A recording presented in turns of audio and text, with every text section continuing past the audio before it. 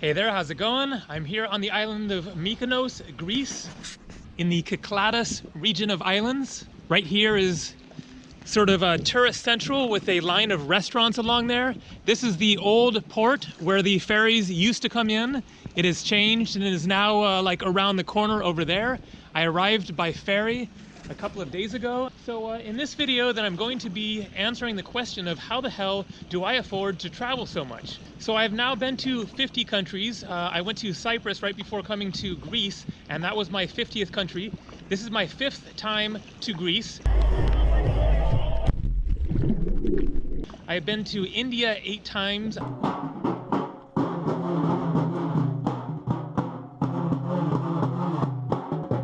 I've been to Nepal and trekking in the Himalayas 3 different times.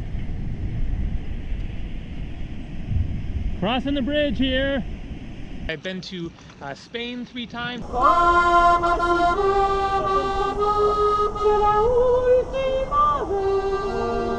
I've been to Thailand, I think 5 times.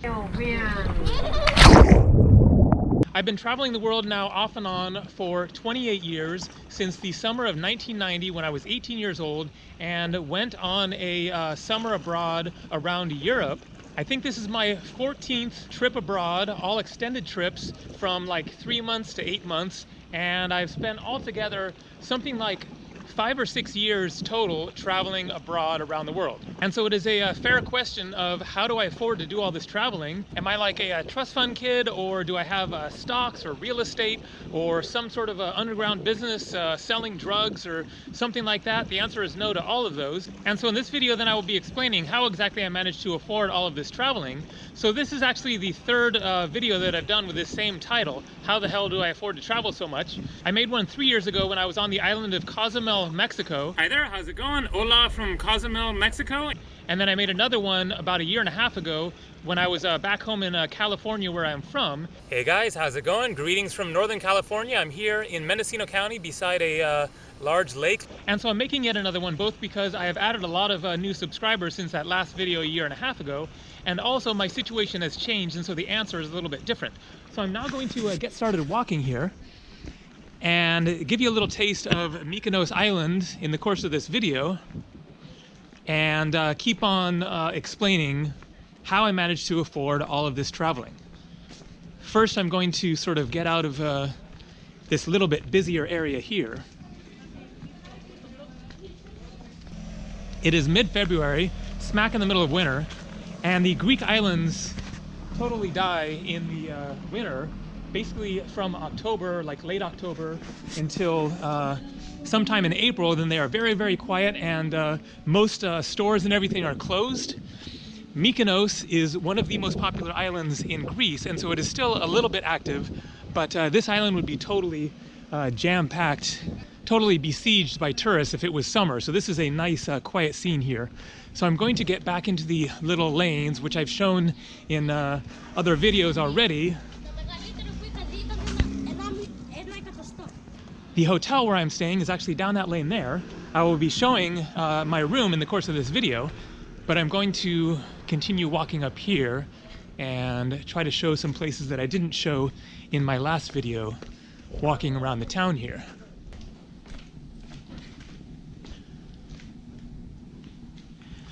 All right, so I wanted to cover very quickly how I managed to afford my travels before I started doing YouTube, which was basically in the past 3 years is when YouTube actually started to pay for part of my travels.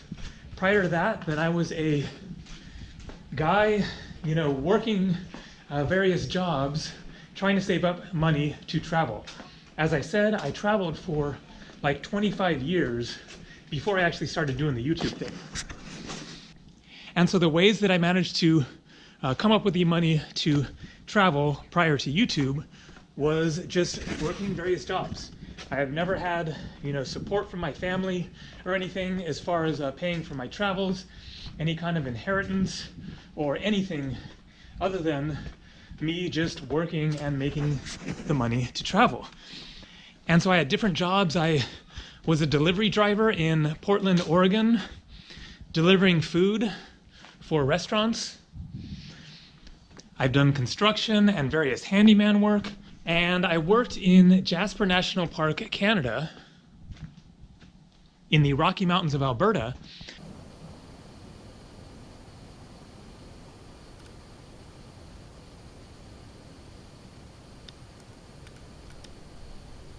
From 2008 until the last time I was there was 2014 for like seasonal stints of like 5 to 8 months, and that was how I came up with the money to pay for my travels that kind of led into the YouTube thing. I was born in Canada, and so that is why I was able to work in Canada. So I'm a dual American Canadian.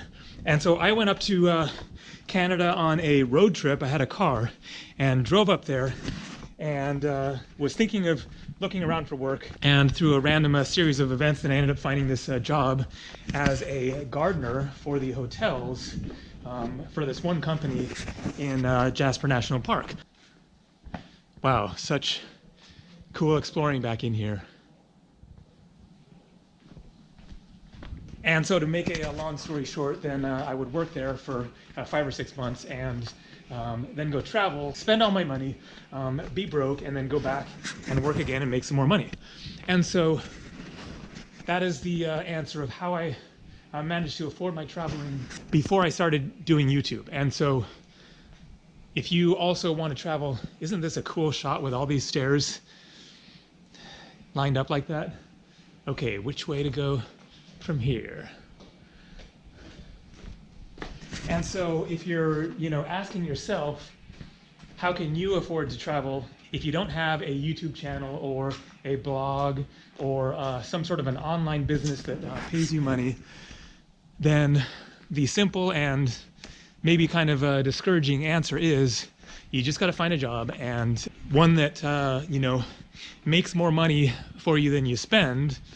National parks are a good thing to check out because, wow, this is a long, I'm going to walk down here just because this will give a good spot to keep talking here. But basically the simple answer is if you want to be able to travel, then you have to find a job that makes more money than you spend, that allows you to save and have a chunk of money to be able to travel. My earlier travels was mostly to India. I've been to India 8 times. I spent altogether about 2 years traveling in India. It's really cheap there. You can travel on, $500, $600, $700 per month. And that is a very different thing than trying to travel in Europe, where you're going to spend, 5 times that. This is pretty cool here, a little like amphitheater. That is not some sort of ancient amphitheater, I don't think. It's something more modern. Probably they have, music or plays or whatever here in the summers. Really cool.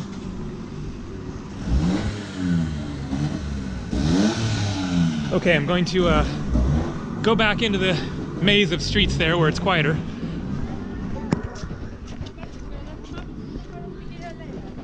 Check out this sleeping cat, totally undisturbed. And so now I'm going to transition into YouTube taking off for me. So around 2012 is when I actually started to edit videos, and there are those videos on my channel that you can check out. They're not very good and they didn't do very good, but that was the start. You have to start somewhere. And so I started editing the video footage that I had from my previous trips that I'd filmed. Oh, guess what? It's on video. This is no picture. It's on video. Yes, this video. To Greece and Egypt and Turkey and the Philippines. Holy moly.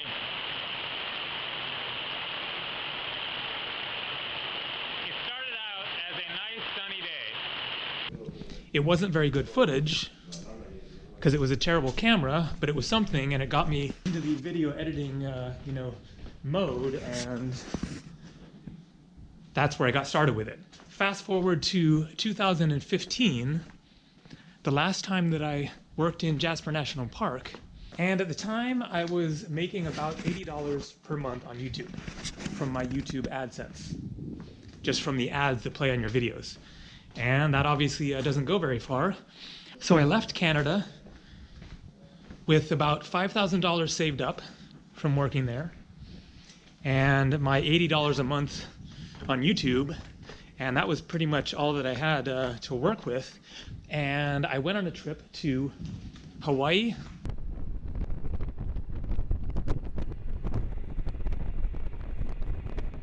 California to visit family, and then headed off to Mexico, Belize, and Guatemala. Hola. ¿Cómo está? Bien. Sí. Bien. Hello. ¿Tu nombre es? ¿Mío? Sí. ¿Brenda? Brenda? María. Maria? Gabriel. Gabriel. Nice to meet you. And over the course of the next like 4 to 5 months, I guess it's going to be another dead end. Yep. Then I saw my earnings go from $80 per month to about $500 per month in the course of 5 months of posting videos just very regularly and trying different things with the videos, with the titles, with the content. And even though I can look back at those videos and say that they definitely aren't my best at all, they did succeed. And I saw a increasing number of my YouTube earnings. And since then I've just seen this steady increase in the number of views and the number of earnings, and it's gotten to the point now where I am traveling completely from what I'm making on YouTube. Now I'm going to show you something that will illustrate better, more specifically, why exactly my YouTube channel actually pays for my travels. Because if you see the number of views that I'm getting per video, right after I post them, 5 to 10,000 views or so, then you might think, understandably, well, how can that pay for your travels around the world? You can't possibly make enough from just like 5,000 views per day to cover your travel expenses, right? Correct. So I'm going to go inside into my room and show you something on the computer there, and then I'll come back and talk about it. All right, so I'm back in my room here.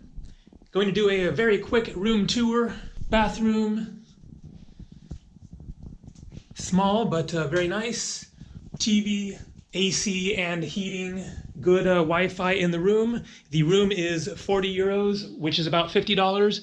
So I'm now going to show you something that will illustrate why exactly I'm able to travel as much as I do, how I can afford it.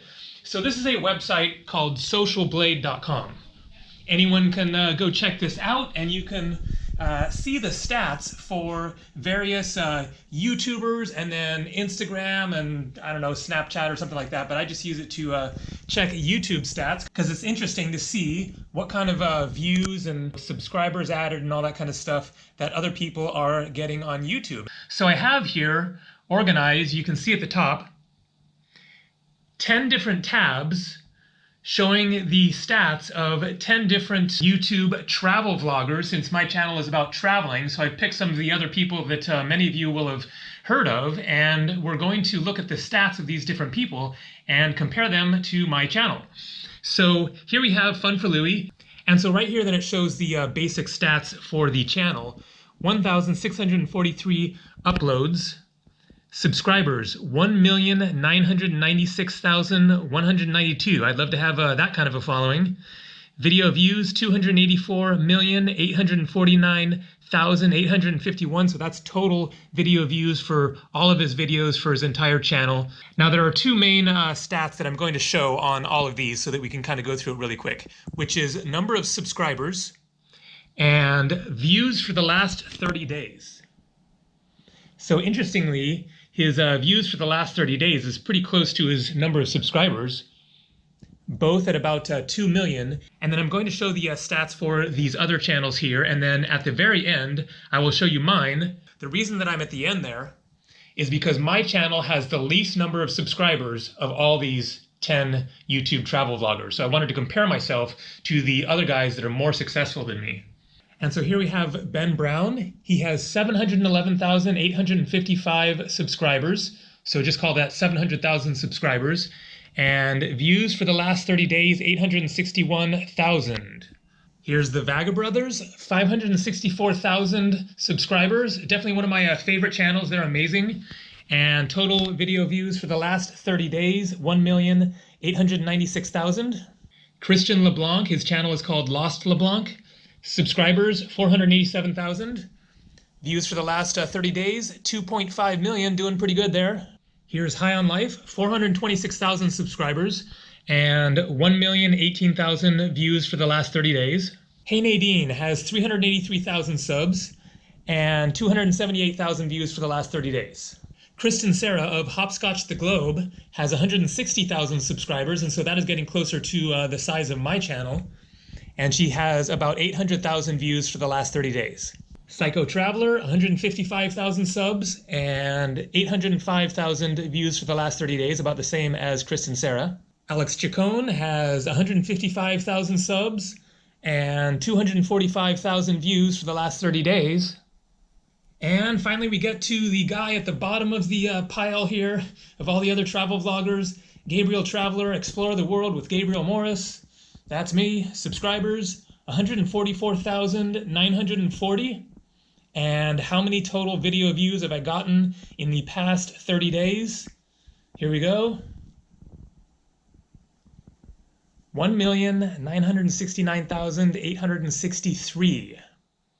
That is number 2 in this list of 10 people as far as number of views for the last 30 days.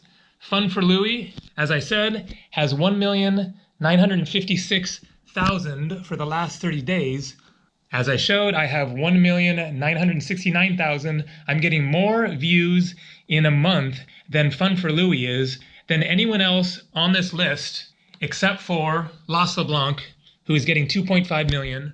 And so that number right there is the simple answer to how I am able to afford traveling so much. Now going to head back outside and talk about this some more. All right, so hopefully that provides some context, some explanation of why I'm able to travel for my YouTube channel, which is that I'm getting a lot more views than you might have realized. And I plan to make another video like YouTube tips, how to make successful YouTube videos, how to make videos that get long-term views, and that is the secret to my success, is posting videos that get long-term views. Because as you can see there, I'm getting a lot more than just 5,000 views a day, just from what I'm posting that my subscribers are seeing, but I'm getting a lot of views from videos that I posted over the past several years that are still getting daily views. You know, long after my subscribers have watched the videos, then the videos are still out there on YouTube, and the big question is, then what? Does it just die and then it doesn't get any more views? Or does it keep being found by people? And that is really a whole different subject that would take another 20 minutes or whatever to explain, and I will try to make a video about that sometime soon.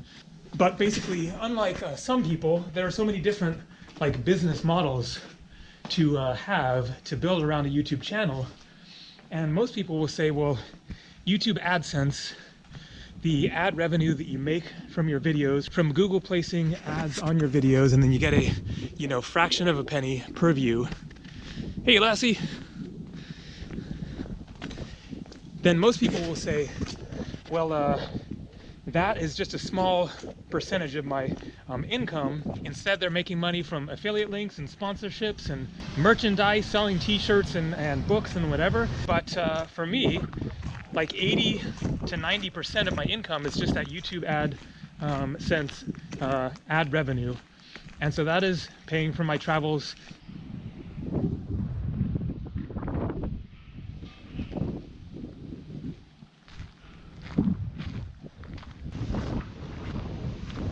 I think that right there might be what is called the Venice of Mykonos.